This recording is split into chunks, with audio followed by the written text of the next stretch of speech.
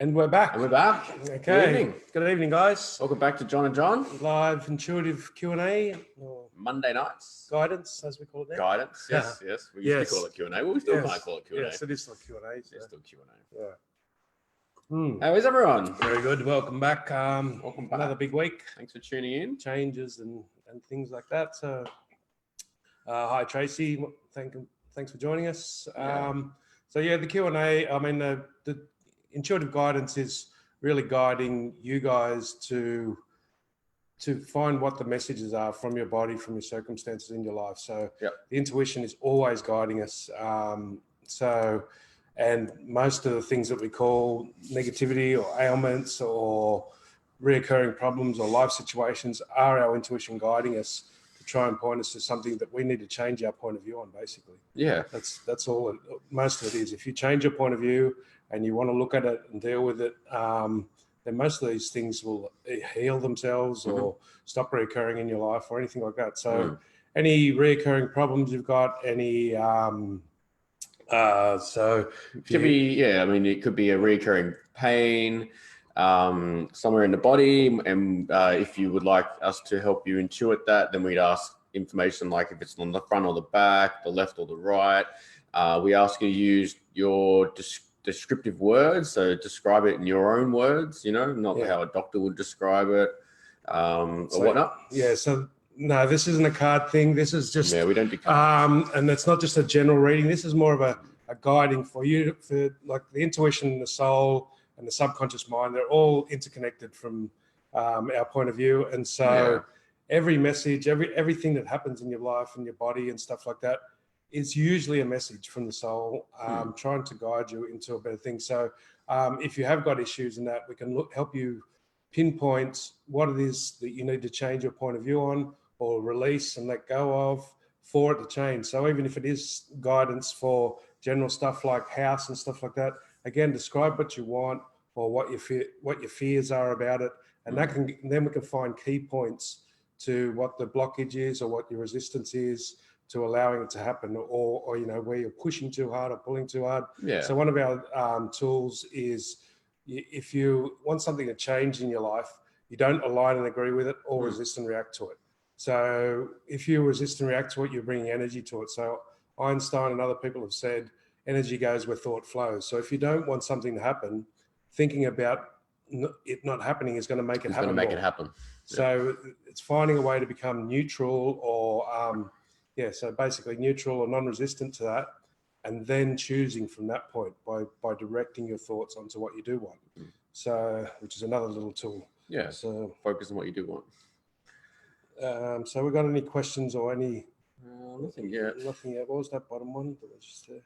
Where are we? I want to know how to do well at uni without pressure or stress. Okay. So first of all, you got to define doing well at uni. So that this is the problem with this. The subconscious says do well, right? So you've got to work out what your idea of doing well is and why you want to do well, right? So and how it would feel to you to do well. Yeah. So if you say do well and you got a high, you got high standards on yourself, or you got a lot of pressure on yourself, you're never going to do well because it's always going to be out of reach, like the carrot in front of the donkey.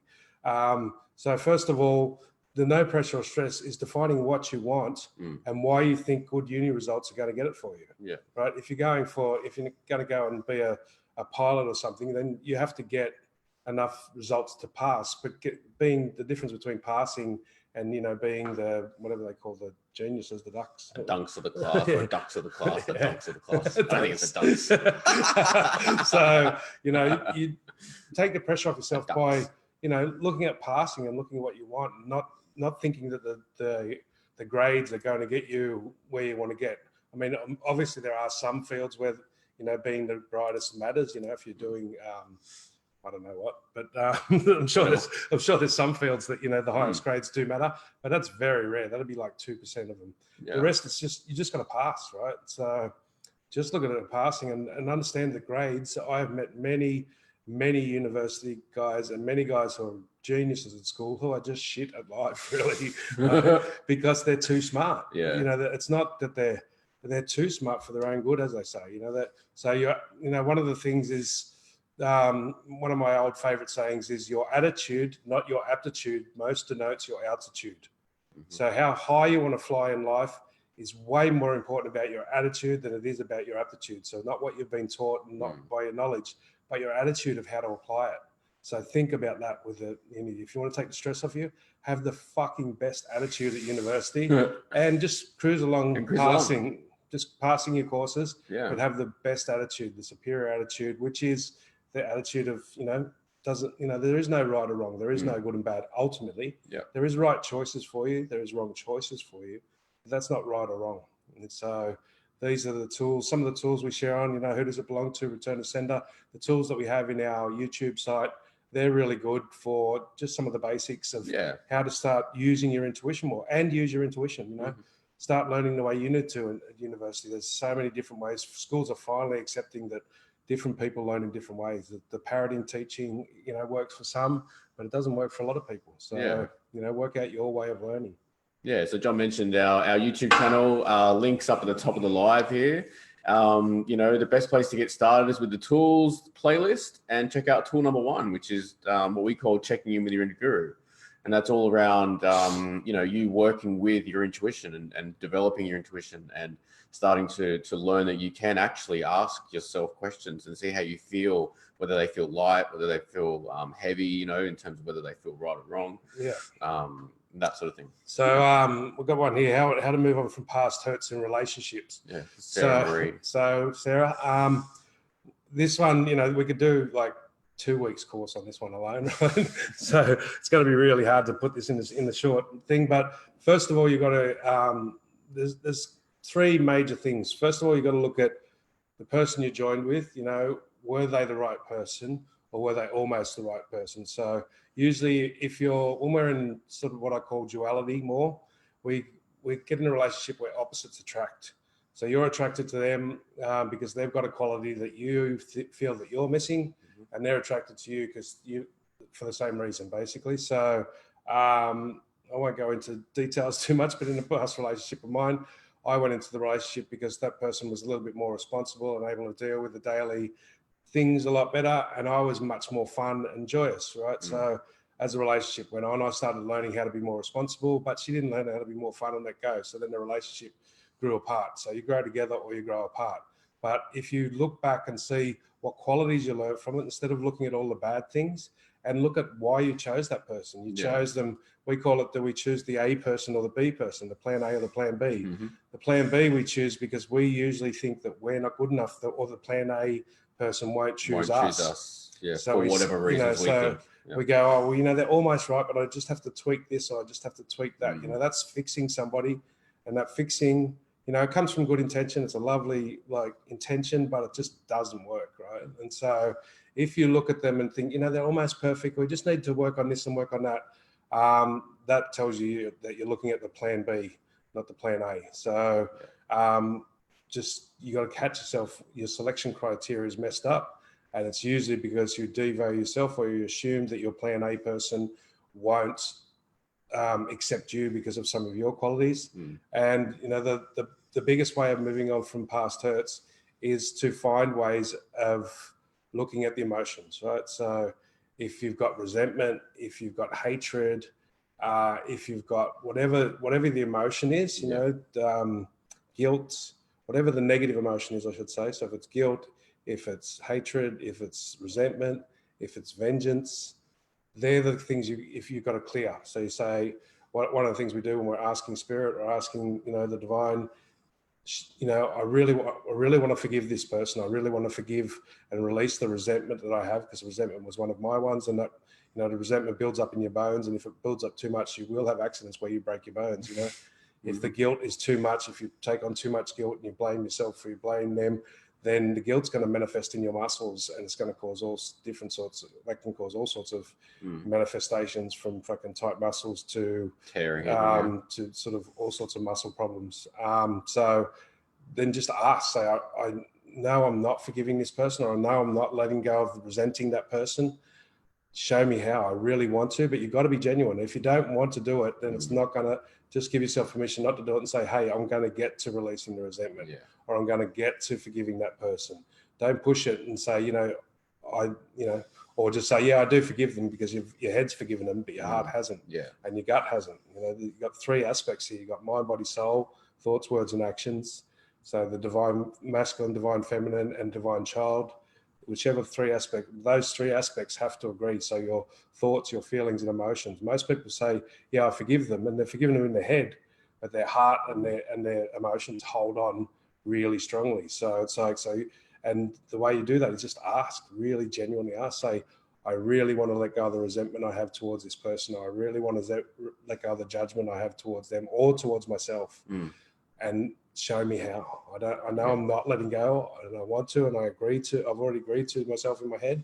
Just show me how. I really want to, but it's got to be genuine. You got to go, because holding on to any of those negative emotions, besides manifesting in the body and causing illnesses, pains, accidents, and everything else, it just blocks you from moving forward. There's an old saying is, holding on to revenge or holding on to anger against somebody else who's hurt you in the past is like drinking poison, expecting them to die, right? So this is why you come to forgiveness. You don't forgive because you don't. And when you let go of the resentment, when you go to forgiveness, it's not about making the things right, whether it was you or them. It's about honoring them as part of your life. All that dumb shit, all of that great shit, all that fucking spastic shit that was all part of my life and made me who I am. So I'm going to honor it, bless it, and move on. So, and it's not easy, right? It's not easy, it's very easy. Sorry, let me go. It's very easy to do, but to allow yourself to have the courage and do it genuinely, that's the hard part. And we kind of have a new gauge at the moment, where we say, okay, can we laugh at that situation? Right. And we'll ask ourselves that, show me, can I laugh at whatever it is, whatever that past relationship hurt is. And if you can genuinely feel yourself actually laughing and just being able to honor and bless everything that happened and genuinely laugh about it, then, you're getting really close to having worked through that. But if you sort of sit there and go, oh, there's no way I can laugh at that, then you've got stuff to then work still, through. and don't judge yourself for not being able to laugh at it. Just, again, ask really. Say, okay, what's going to take? How can it help me here, universe? How can I get to this point of laughing at this? How can I really release it and see it, as, some crazy shit that I done and I survived, It's like, don't look at it. Don't try and make it good. Bless it, even if it wasn't good, right? How can I laugh at all the crazy shit that I got involved in? I can laugh at it because I survived and I'm here now, right? So that's and again, this is like, you're talking about a 2-month workshop seminar to cover that particular subject. So it's not easy, because you're dealing with thoughts, feelings, and emotions on all levels there. Okay, Ria, I can't sell my shop. It always falls through. How do I unblock this bad energy? So first of all, you've got the filters. We call them filters in the mind. When we have definite words, absolute words like always, everybody, even fixed words like can't or never, like any of those fixed words that are definite, what we call definite words, they create blockages in your own subconscious. And you're saying, I can't sell my shop. So that's just, first of all, any can't word is a solar plexus issue. So the solar plexus chakra, when we're saying I can't, there's an issue there. So that's the one that runs negatively on I can't. So say, I don't know how to, or I'm getting closer to, or maybe it's not the right time. The universe is always guiding me in the best direction. And it always falls through. It can't always fall through, because you will sell it eventually, right? So then therefore it's not always, right? It's like people say, how do I always find my shoes in the last place I look.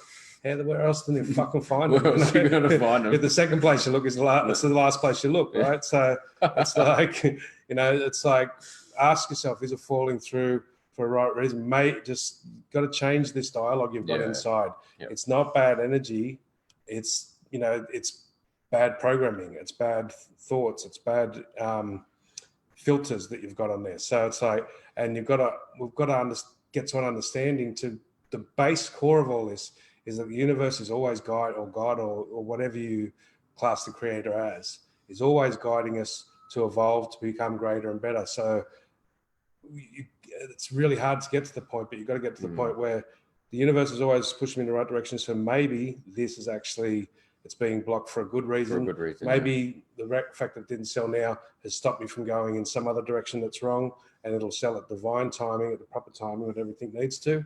And also, it's the other thing that we were talking about at the start of this was not aligning, agreeing, or resisting and reacting. So that's energetically on a feeling level for all the empaths out there. That's, you can feel when you're pushing for something, when you're trying to grab at something, then you're aligning, agreeing, or resisting, reacting. So you're pushing or pulling. If you're doing that, then you're not allowing and you're not receiving from the universe. So you've got to try and find a way to go neutral to it. So how do you have desires? You have a desire and go, okay, show me how to do this. And then it's like a rocket of desire, as Abraham, for all the people that listen to Abraham Hicks, she calls it. So your desires come up, you send off as a rocket. Yes, I'd like that. And then you let go and you come back to neutral and say, okay, keep my eyes and ears open. If there's anything else I need to let go of, I need to surrender, or I need to accept, do that. It's like you're really, the energy I'm getting is you're really pushing for it and you're really trying. And then people, even the buyers, will pick up on that.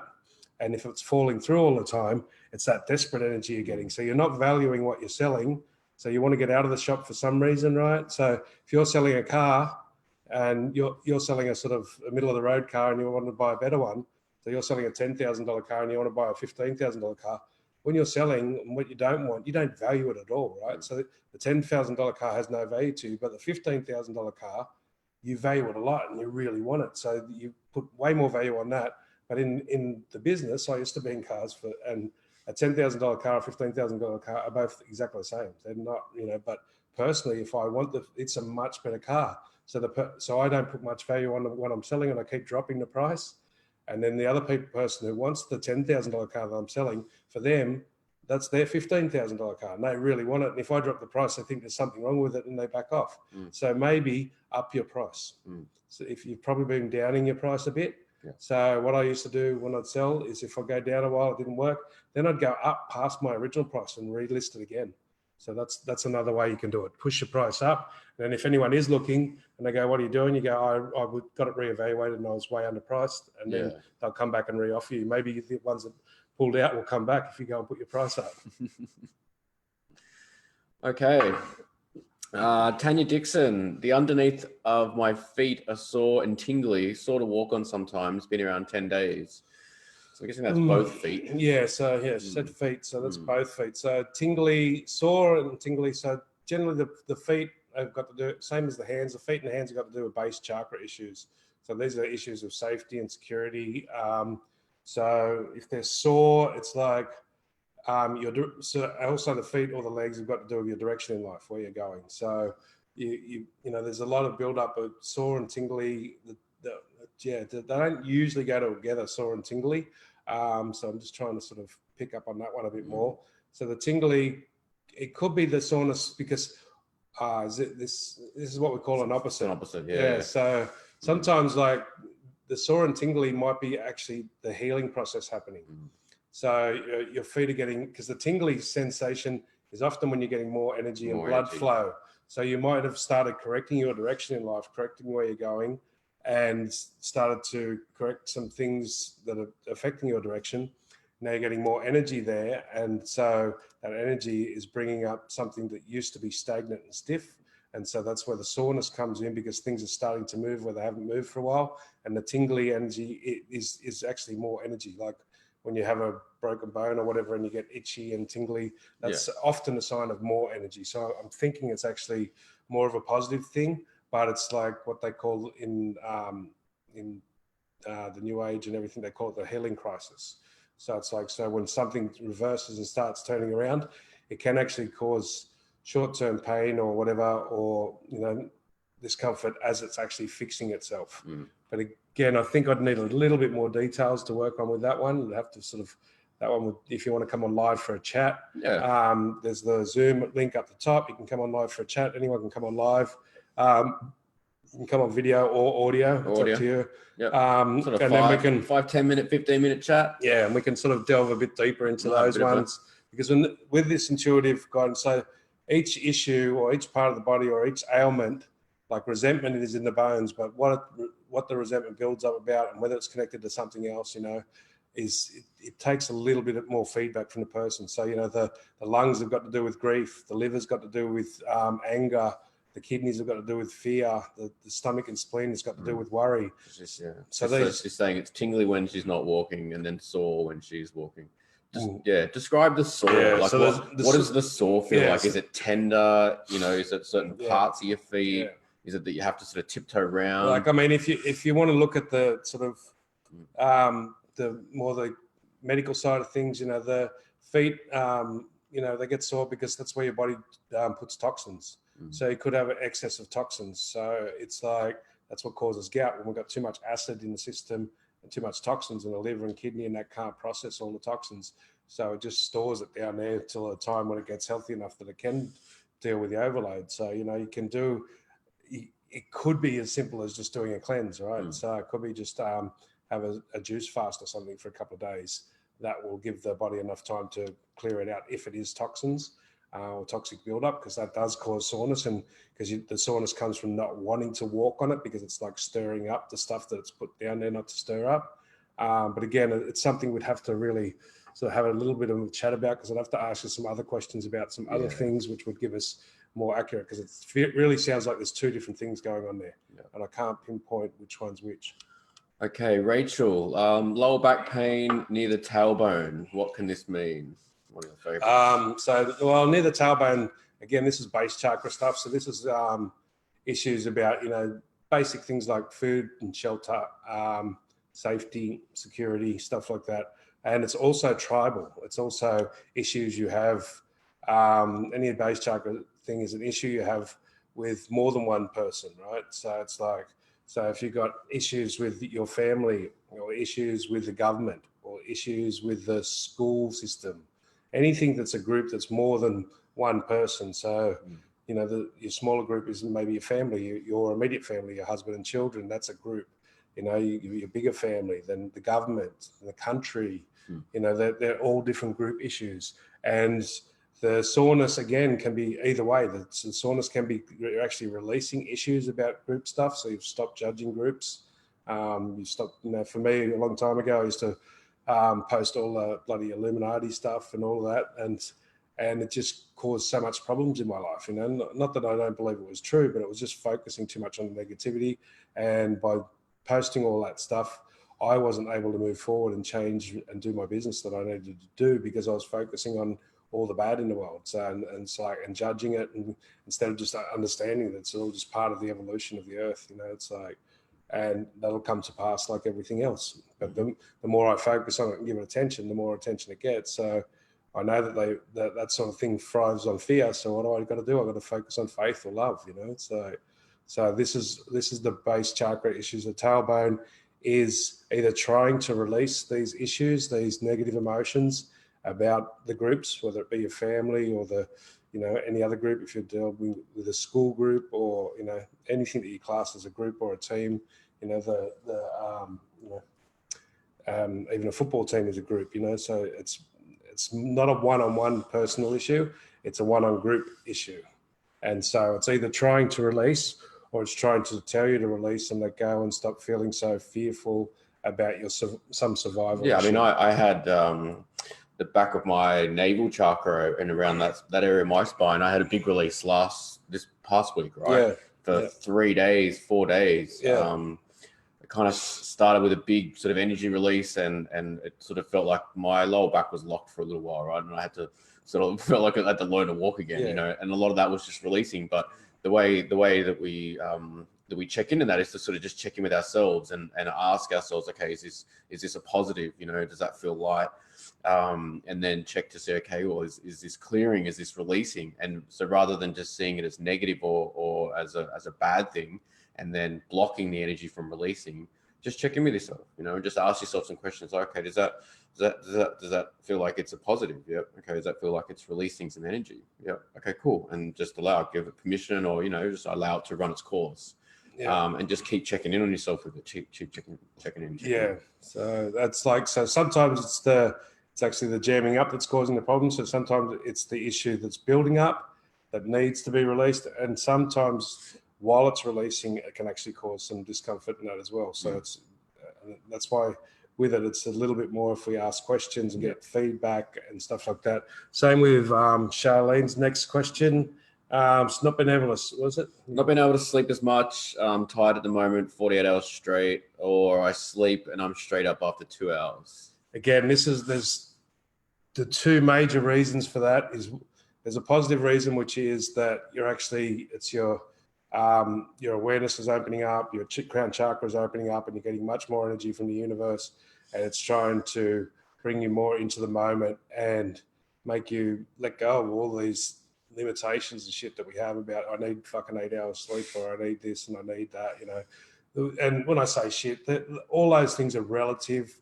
If you're really stuck in duality, if you're really in right and wrong, good and bad, then you do need those things. You need that certain amount of food, you need this and that. But as you open your chakras and you open your energy center, you're getting fed most of our energy from the universe. You don't need anywhere near as much of that as you open up more, as you become more and more conscious. So, or the other thing is the not sleeping is, your mind's too active. You're just up in your head too much. You can't sleep because you need to do some deep breathing, get down into the navel chakra, down into the heart chakra, just try and ground yourself more and let go of the stresses. It's like, again, that's just a really complicated one. It has it has so many. Better for us to talk with you. There can be so many reasons for something like that. So if you want to come on and have a chat, we do private readings as well. So there's no, you can contact us or personal messages for private readings. Yeah. And while I'm on that topic, the people that I was going to do last week, we got a bit busy. So the 3 people I was going to do last week, I will be contacting you this week if you're online now to do those readings this week. So yeah, just letting you know about that. Cool. All right. So what else we got? Where are we? Okay, Kerry, you said kidneys are fear. What is bladder connected to, please? Same. Kidney and bladder. So kidney and bladder. So each of the meridian systems has yin and the yang, the masculine, feminine, positive, negative, if you want to say it. So kidney and bladder are together. So the kidneys is the yang, and the bladder is the yin. So they're both fear. The negative emotion to both of them is fear, right? So the positive emotion is courage. So so if you've got an excess of fear, it'll strain the kidney meridian and the bladder meridian. So if you say you're pissed off, right, it'll often, you can say that and you feel that, and it often stops you from going to the toilet, right? One of the things I used to say if I did get a bit, I just say I'm pissed on, right? Pissed on. Instead of pissed off. And it's like, and your bladder can open up more, and it's like, well, just ask, how do I let go of this fear? How do I let go of this fear? So there's a build-up of fear. This is why, in a lot of the traditional, say, boxing and stuff like that, when they get in the boxing ring, they're really 2 good fighters. They'll just kidney punch, trying to weaken that, not the kidneys themselves, but the kidney meridian. Once you weaken that a little bit, the fear can come in, and if you can get fear over your opponent, you're going to win. So that they're trying to weaken that resolve and that strength that the kidney and the bladder have. So bladder and kidney meridians are the yin and yang are the same. So they're both with the metal element. I think it is the metal element. So there's things you can do. You can get plenty of apps that'll just show you different acupressure points to push on for those meridians and for those things. So there's shitloads of apps and stuff out there. You can look at meridians and acupressure points for the bladder, kidney meridians, and just push on some of the major points. There's little electronic devices you can get, electronic acupuncture devices, little self-zappers that you can get for a couple of bucks on eBay that do all that stuff now. It's all so cheap and it's so accessible. So yeah. Charlene, the best way to book us is the links at the top of this live. They either go to our website, which is bequest.me, and there's a contact form where you can send us a message, or the Facebook page, Bequest Wellbeing, and just drop us a message or drop a comment, and we'll get in touch with you. Yeah. So there's and we can do. I do like single readings. We do some healings. We do distant healing, even entity clearings as well. Or we do the dual readings with the both of us. Depends on what your needs are, but we can we do a lot of it live over Zoom, or if you're in Melbourne, we can do it face to face as well. Okay. Where are we?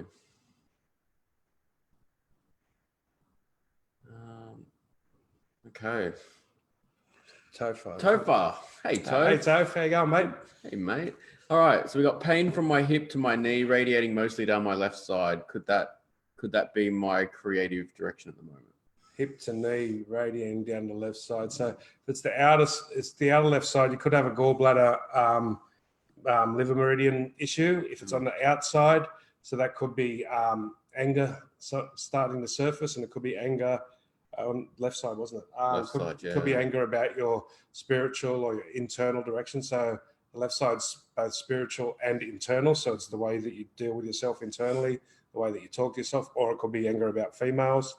If it's more internal in the leg, closer to the bone, I would look at resentment issues. You'll be able to build up a resentment because you're saying from the hip to the knee. So unless it's on the outside of the leg, which primarily is going to be the gallbladder meridian, I would, and if it's more internal and less surface, I'd be looking at resentment issues, which is the femur bone, which is like huge resentment about, you know, your spiritual direction or your internal, like personal intuitive direction. So it'll be one of those two, but we're going to have a chat later, Toph, anyway. So I'll call you in a day or two and we'll have a chat about that. Okay. Yeah, Charlene's commented back saying she's not had a 4-hour sleep since 6 months ago. We don't sometimes sleep all that much either. Yeah, right? so like, our sleeping patterns change and still change quite significantly. Sometimes we'll have like lots and lots of sleep, and other times we don't seem to find ourselves having much sleep. You'll have an hour. I remember when I started this stuff 20 years ago, I went through like nearly a year where I'd only sleep on average 2 hours a night, you know, and it's like, but when you're in the present moment more, and when you're able to slow your brain speeds down, because you've got 4 brain speeds: alpha, theta, beta, and delta. There's actually more now, but we won't go into that. So beta is that really fast brain speed where you're really hyperactive, and that's where your cells don't regenerate. Then you've got alpha, which is your entry level sleep and your exit level sleep, and then you've got theta, which is your deep sleep. If you can get into theta, your body cells divide and generate really, really fast. So if you're in a more meditative state and you're in the alpha more through the day, like artists and stuff like that are, you just don't need as much sleep. Your body doesn't require it. But if it's another reason, if it's about, you know, stressing, worrying, you know, electronics can be a problem. You know, if you've moved house and you're in a new house, it could be the wiring in the wall causing an electromagnetic field, and that's it. Have to get you can buy the little EMF readers around. I'd be looking at an EMF reader and grabbing one of them just in case it is electronic. And if you're just, you know, indecisive and you're too in your head, it's really, so it depends how you're coping with that sleep, right? If you're coping well with it, then just stop judging it, right? And just go with it. Because it's trying to keep you in the moment more. But if you're not, if it's, you know, if your health is ailing because of it, then there's so many reasons, and have to cover a few of those. I'm sort of not really getting, it feels like a combination to me. It feels like a combination of all those things I said. Okay, where are we? JB, Janine, I have a dry mouth all the time. Dizzy spells also. Have had a recall for blood tests. Okay, so again, dry mouth all the time. What is it, JB? JB. So look, they do sound like classic medical symptoms of, you know, heart and all that sort of stuff. But to deal with the emotional content, the dry mouth all the time, the dry is like, so it's you're drying up in life. You're feeling like, you know, you're not being able to, you know, speak or say what you need to say. What was the other parts? The dizzy spells. The dizzy spells. Again, the dizzy spell, when your chakras open up, especially when your crown chakra or your base chakra open up, or your third eye opens up really suddenly, then the energy vortexes. So the chakras spin in a vortex. And that sometimes those dizzy spells can be a positive, right? And so if it's that, then it's, you know, you've got to just sort of sit and work through it and try not to shake it off. Actually enjoy that dizziness and go through it, and it actually helps you to raise yourself to a higher vibration, a higher frequency. But with a dry mouth, the dizzy spells, you know, I had a heart arrhythmia thing, and a lot of those things are to do with heart arrhythmia or you know, heart conditions. So I would check on that first of all, and even that can come back to not listening to your heart. For me, I had to sort of look at a few issues because I had an operation that didn't work. And then I went back and started dealing with not listening to my heart and not following my heart and things like that. So, but dry mouth, dizziness, they both really sound like circulation problems. So And I would say before we go any further with this, Yeah, she's getting Yeah, recalled for blood yeah, tests. yeah, So, but just ask them to, even like I didn't know I had arrhythmia for 5 years, and I didn't know, and I was just lucky that I nearly passed out in the chair one day from my dizziness that I got caught because I'd been misdiagnosed with that one many a times. But again, the arrhythmia was caused by me not speaking from my heart and not following what I needed to do. So it definitely sounds like a blood flow issue, and it sounds like, start listening to yourself more. But wait till you get the blood test.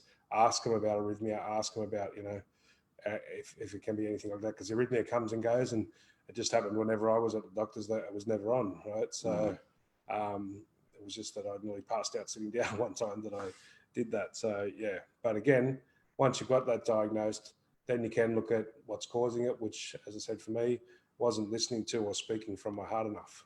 So cool. okay. For a couple of people that have posted readings, again, we don't do readings. This is more of a interactive guidance, and intuitive guidance. So you talk to us, and we help you guide and translate the issues that you're having coming up. We help you to intuitively translate what your intuition is trying to tell you is going on. Yeah. To make it simple. Yeah. Where are we? Charlene, spot on with me. You guys are amazing. Smack on point. Thank you, Charlene. Thanks, Charlene. I'm booking in for sure. Awesome. So there was one back up, a car accident one. Okay, Shazza. What if I have body pain due to a car accident and now have fibromyalgia?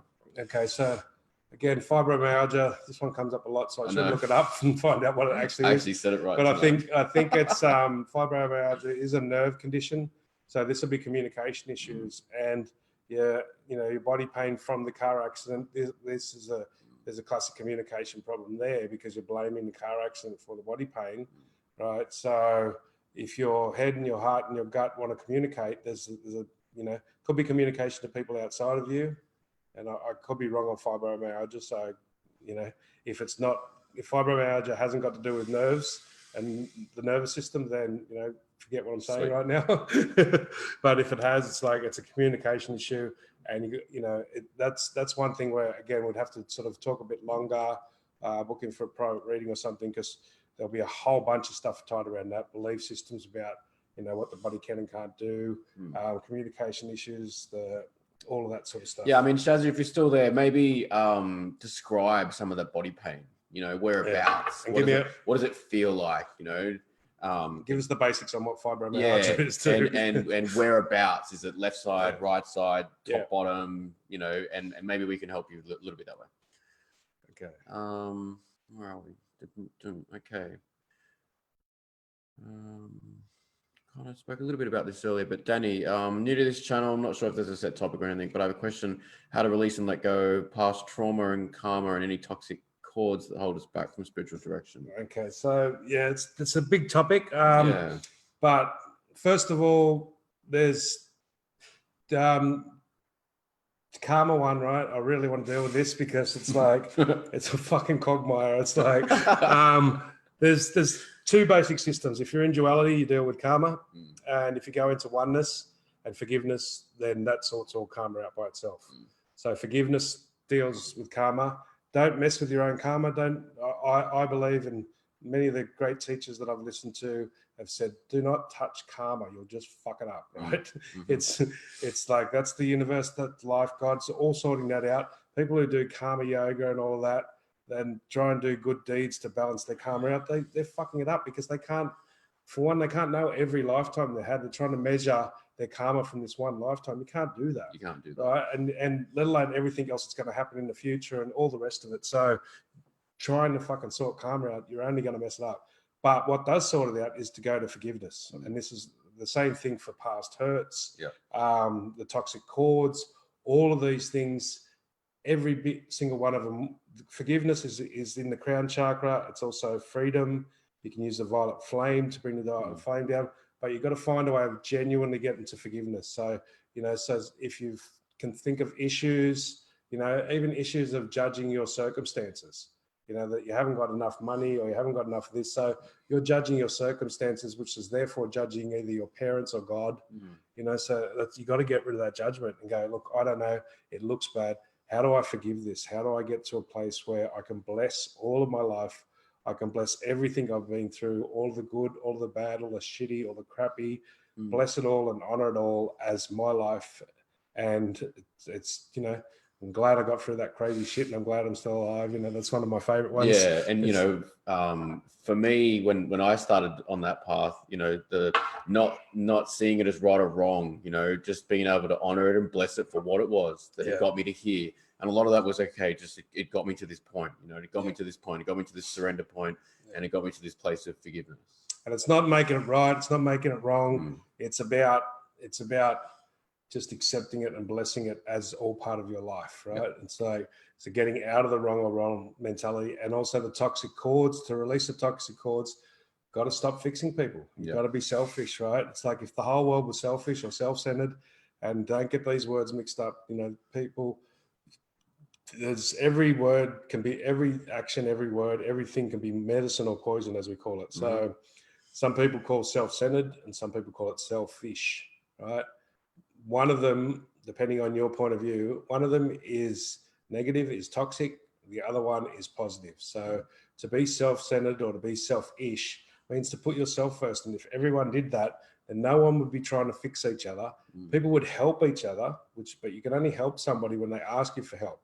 So if you're trying to fix people, or you're trying to make it right, or you're trying to justify or get them to forgive you, or get them to see your point of view, that's going to keep those toxic cords there.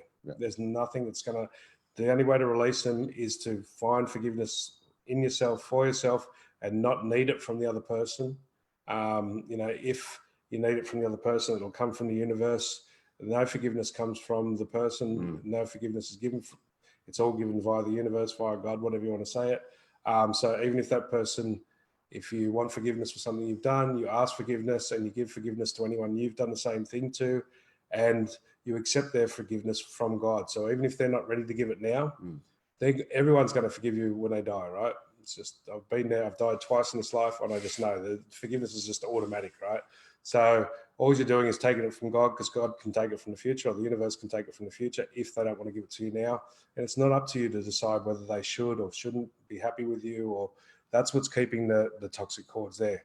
Because the toxic cords can't stay unless you've got something, some attachment to it, some attachment to making it right or wrong or something like that. So if you can get into forgiveness, let go, and just use forgiveness to move on, not to make anything right or wrong, just to say move on so that the world can heal and yourself can heal, and you can be the change you want to see, then that will release all those negative ties. Okay, cool. So you can book a reading just by personal messaging us on the Facebook Wellbeing page, which the links are at the top there. If you click on the links and it says, I'll drop some links again. so yeah, we'll drop them in down here.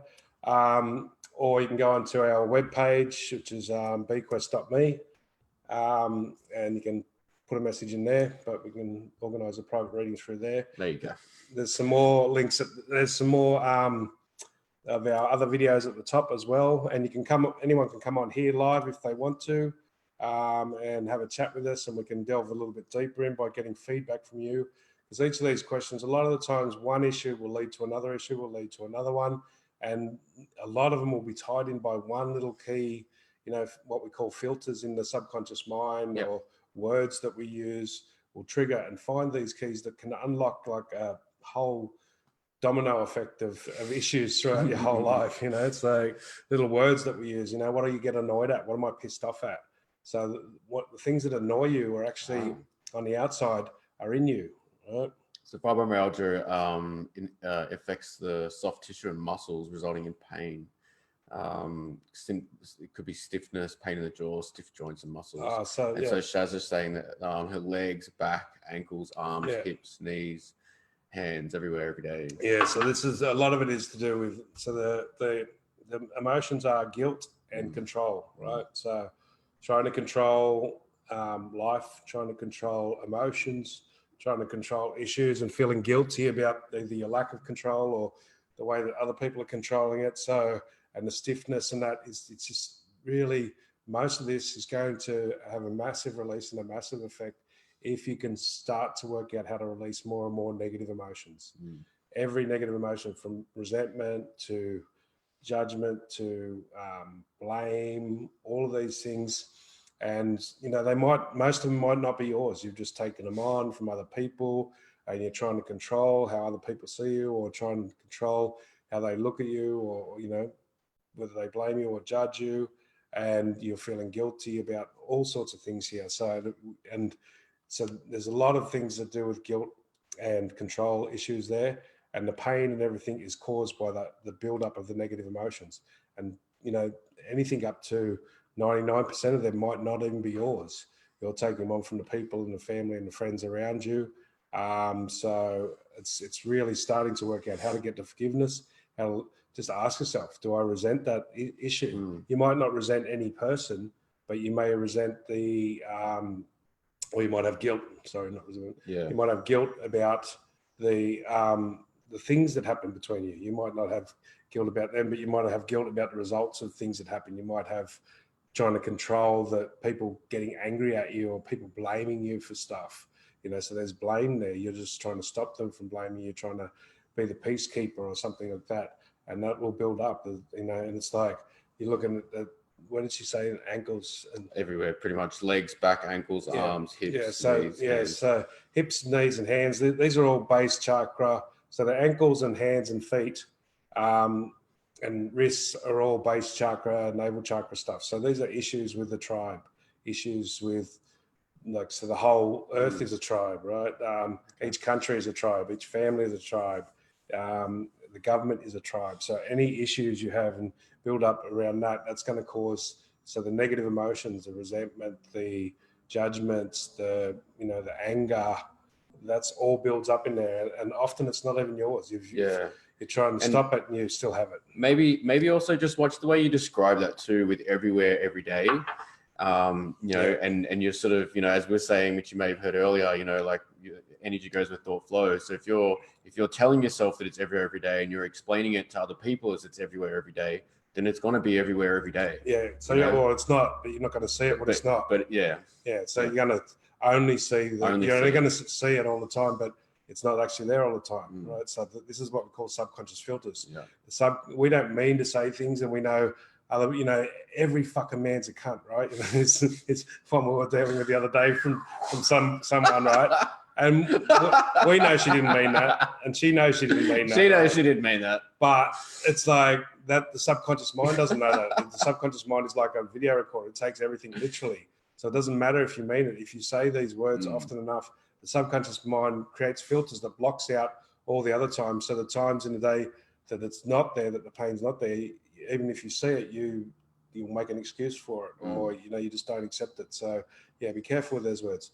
Just change it to most of the time, or it appears like it's there and you just say this a couple times. It seems like it's there all day, every day.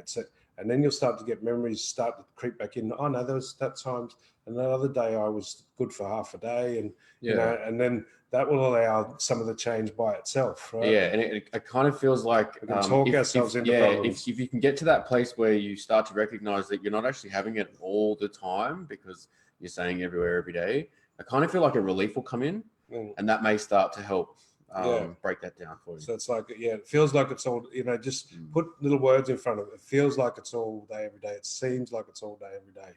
And that will start to allow the subconscious mind to remember the times when it's not. And then that can actually move on and really start to cause some change. Then you can start dealing with emotions. You can start going, okay, I really want to let go of my resentment. I really want to let go of my hatred. I really want to let go of this and that, show me how to do it, but it's got to be genuine. You can't say, okay, I forgive, right? So, and your head might, I'm not saying your head does it when you say that, but your heart and your gut are not there. So it's like, if you've got hatred, if you've got, judgment against, the world's a fucked up place or something like that, right? And so that's a judgment, and that's that'll build up. So, it's like, how do I forgive and how do I let go? It's just, these things will cause, if you can do it genuinely and you start to do it almost immediately, you get results. Yep. Danny's asking about what sort of meditation subjects do we recommend? What are the ones that we use? Well, I always use the basics, which is guided visualization, and that's the ones I teach. I've taught that on and off now for 20 years.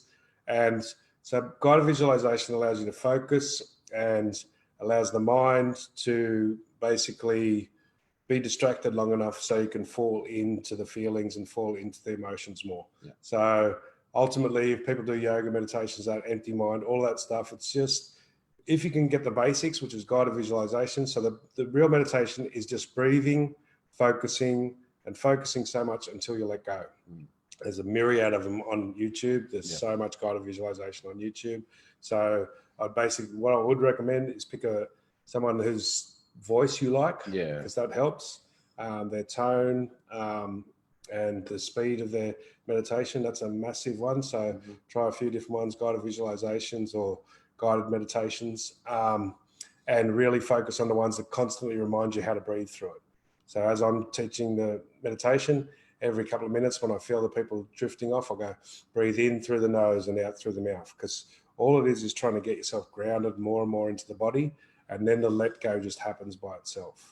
So if you can stay focused and not going out too much with the visualizations, don't use it like a Disneyland trip, right? It's like don't go on a holiday. Yeah, so it's like when you're doing the visualizations, expand out to it. Don't go out to it. That's one of the big ones I've found over the last couple of years.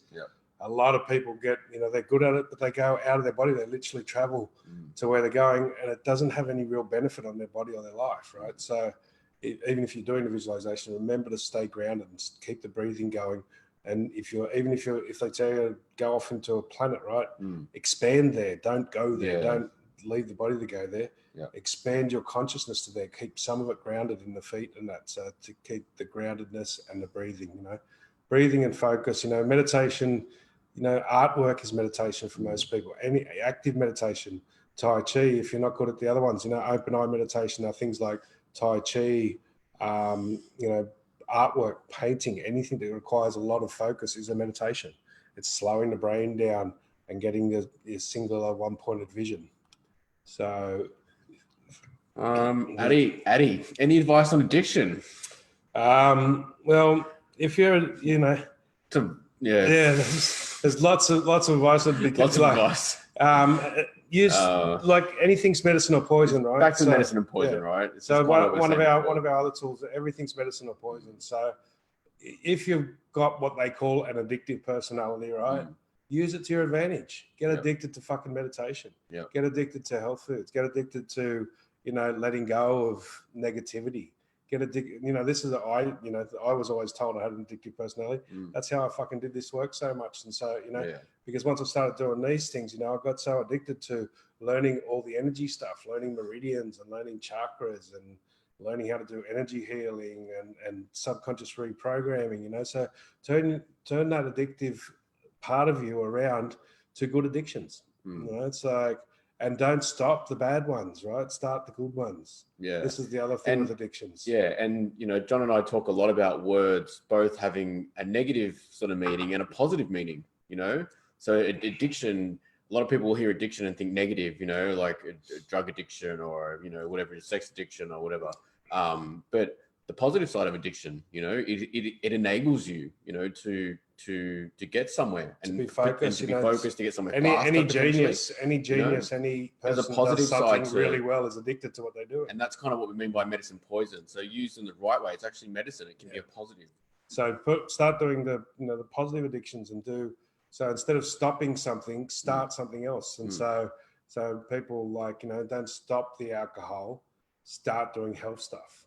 And then start enjoying your life. So most addictions are either escapism or compensation, right? So most people live in a slave mentality because they work every day and they feel like they work for 5 days and they get 2 days off. So that's like a slave mentality. So they use substances and that to compensate themselves from the excessive work and feeling like a slave. So that's a compensation. Or they use it for escapism. So they don't like their daily life and they're trying to escape into another reality. So it's like one of the ways I did it in the early days, I said, so what's so bad about my fucking normal life that I need to escape it every day, all day, right? So, and what if I made my normal conscious life so friggin' fun that I didn't want to escape it, and that's, that back in the day, that stopped so many things all at once, right? It's like, what if, I said, what if my conscious life was so much fun that I would hate to get drunk or get, whatever out of it for whatever reason.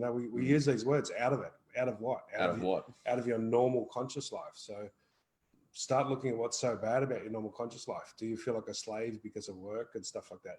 And how do you turn that around? How do you make, even if you still got to go there, how do you make it work for you? How do you make it be your growth center? It's like, so how do I grow and expand at work, even if I'm tied to those hours? Yep. And how do I make it work for me instead of me working for it? Yep. And that will stop. So the addictions are, the two negative reasons are compensation or escapism. So what am I compensating for?